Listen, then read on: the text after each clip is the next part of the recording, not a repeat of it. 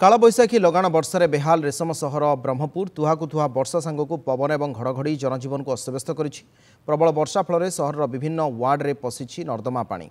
ब्रह्मपुर महानगर निगम कार्यालय परिसर और मुख्य फाटक आगे कृत्रिम बन्या परिस्थिति देखा मिली। नाल सफेई ना सरकार कोटी कोटी टंका खर्च करुवा बेले सबु सत पदाक आसी। सफेई ना बाटमारणा लोके अभियोग कर लगाण वर्षा सहर घरे घरे पानी पशि अनेक धन संपत्ति नष्ट होइछि। सबुठु बड़ कथा दक्षिण ओडिशार रेफराल मेडिकल ब्रह्मपुर एमकेसीजी आउटडोर सहित अनेक वार्ड रे बन्या परिस्थिति देखा मिलता फल रोगी सेवा संपूर्ण भाव में बाधाप्राप्त होता।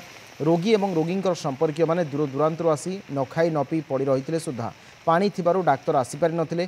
सेहिपरि कालबैशाखी पवन जोगु सहर अनेक स्थान रे छोट बड़ गछ पड़ी यातायात बाधाप्राप्त होता। दमकल बाहिनी कर्मचारी द्वारा गछ काटी रास्ता सफा कर एबे भी अनेक गुड़िए वार्ड रे लोके जलबंदी हो रही।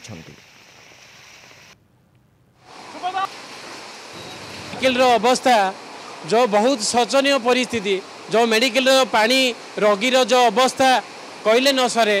तेणु जो नवीन सरकार थिला बेले ये परिस्थिति नथिला किंतु एबे मोदी सरकार जो आसिला जो पानी रे अवस्था जो रोगीर जो अवस्था कहू न चले।